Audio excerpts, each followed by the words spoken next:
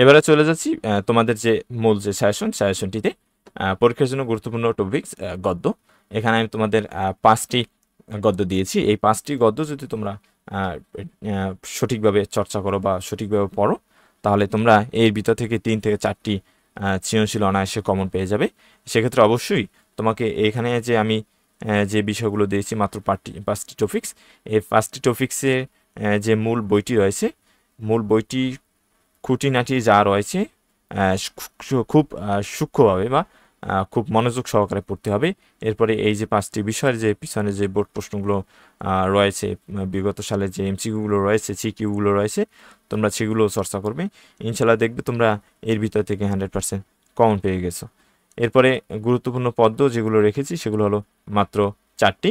এই 4টি পদ্মের যে বিষয়গুলো রয়েছে মেন বুকে, যে বিষয়গুলো সেগুলো খুব সুন্দরভাবে পড়বে।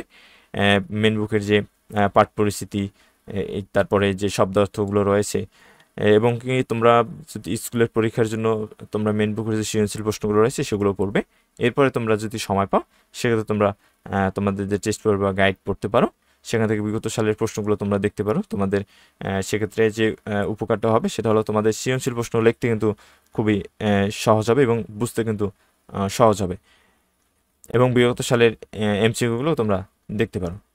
এখানে যে 5টি আমি তোমাদের পদ রেখেছি সেগুলো হলো জীবন বিনিময়, কপোতাক্ষ নদ, তোমাকে পাওয়ার জন্য হে স্বাধীনতা, সেই দিন, এই মাঠ।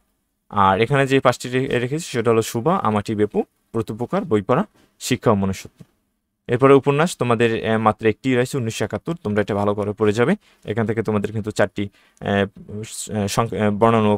বর্ণনামূলক প্রশ্ন দেওয়া হবে, সেখান থেকে তোমাকে অবশ্যই 2টি অ্যান্সার করতে হবে। এরপরে আর একটা বিষয় তোমরা খেয়াল রাখবে, সেটা আমি কয়েকবার বলে দিয়েছি, সাজেশনের টপিক্সগুলো, অর্থাৎ আমি যে সাজেশনের টপিক্সগুলো দিয়েছি সেগুলো মূল বইটি থেকে ভালো করে পড়তে হবে।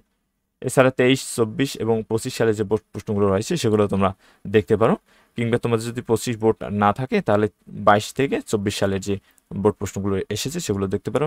এটি দেখলে তোমাদের যে উপকারটা হবে বা যে এটা কাজে আসবে সেটা হলো তোমাদের সৃজনশীল প্রশ্ন বুঝতে এবং লিখতে খুব ইজি হবে, এবং যে সৃজনশীল প্রশ্নের যে ধরন সেটা বুঝতে পারবে তোমরা।